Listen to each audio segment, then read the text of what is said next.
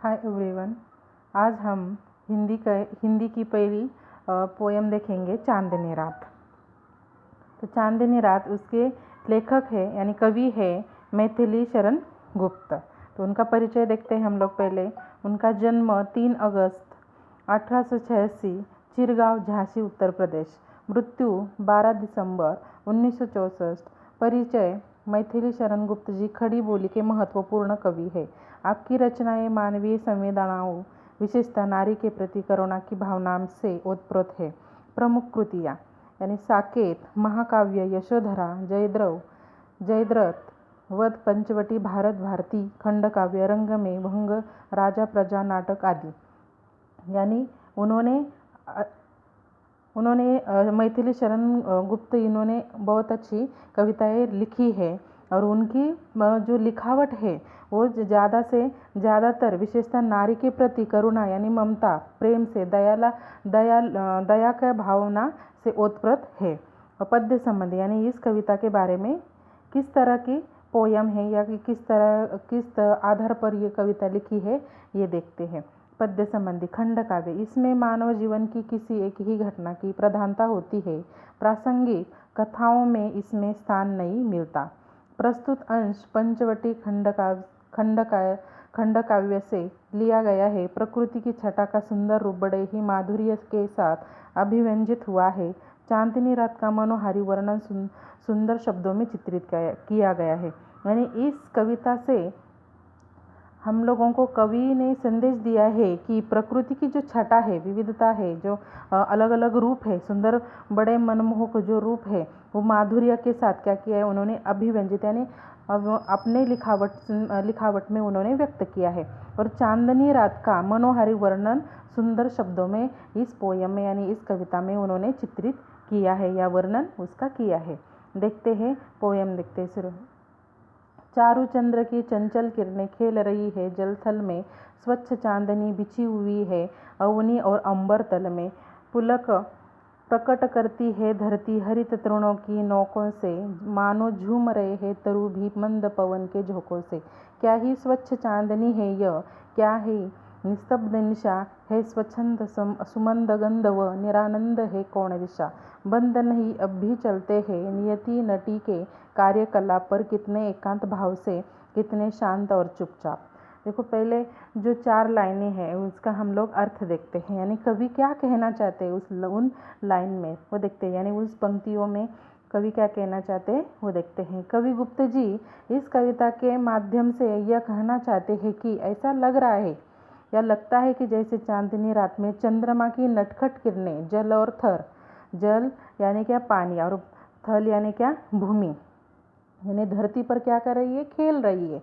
चंद्रमा का वर्णन उन्होंने बहुत ही निर्मल प्रकाश, यानी चंद्रमा की जो किरणें हैं वो कैसे है, निर्मल है, उसका प्रकाश निर्मल है और संपूर्ण धरती और आकाश में फैला हुआ है और उसे प्रकाशमान कर रहा है। यानी जो चंद्रमा की जो चंचल किरणें हैं, नटखट किरणें हैं, वो क्या कर रही है, पूरे विश्व में यानी धरती और आकाश में क्या कर रही है, खेल रही है, उसके तल पर खेल रही है।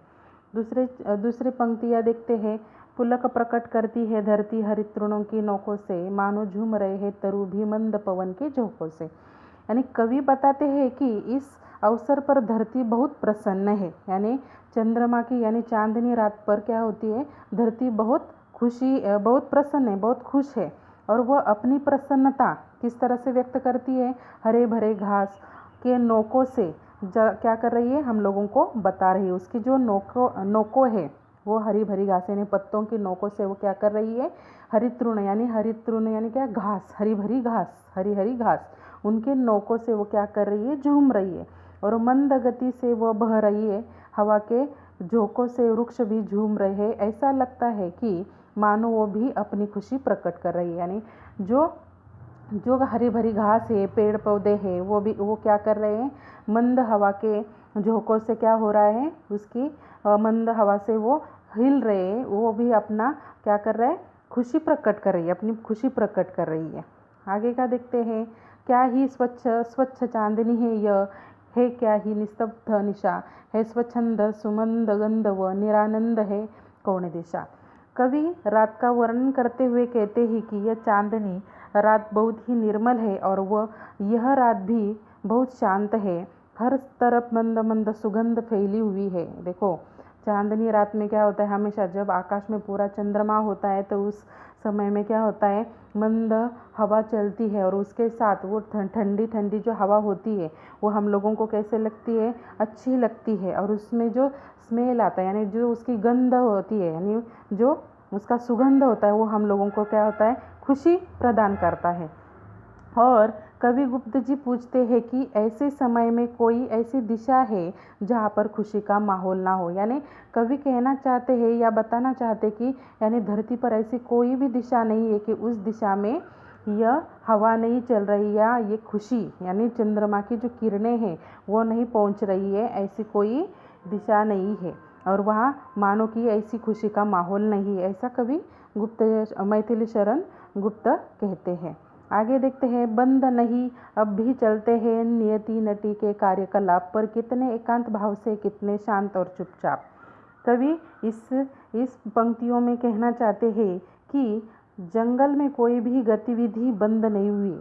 यानी जो जंगल होता है उस यानी अरण्य में या जंगल में कोई भी गतिविधि यानी कोई भी कार्य, गतिविधि यानी क्या, कामकाज या कार्य बंद नहीं हुई है। रात रूपी नटी यानी नर्तकी, नटी यानी क्या, नर्तकी के सारे कार्यकलाप पहले जैसे चल रहे हैं। यानी रात में भी जैसे दिन भर जैसे जंगल में पेड़ पौधे हिलते हैं, डुलते हैं या जानवर क्या करते हैं, आराम करते हैं या वो अपने शिकार करते हैं, उसी प्रकार जो प्राणी होते हैं, पशु पक्षी होते हैं, वो अपना कार्य करते हैं। उसी प्रकार जंगल में भी नियति के यानी ये नियति नटी के यानी जो नर्तकी है, नर्तकी के जैसे वो कार्यकलाप पहले जैसे ही चल रहे हैं। परंतु ये सारे कामकाज कैसे चल रहे हैं, शांत और चुपचाप चल रहे हैं, एकांत भाव से हो रहे हैं सभी कार्य। यानी जंगल में भी सभी कार्य कैसे हो रहे हैं, नियति के यानी नर्तकी के कार्यकलाप कैसे हो रहे हैं, एकांत भाव से और शांत और चुपचाप हो रहे हैं। ऐसा कवि कहना चाहते हैं इस पंक्तियों से। धन्यवाद।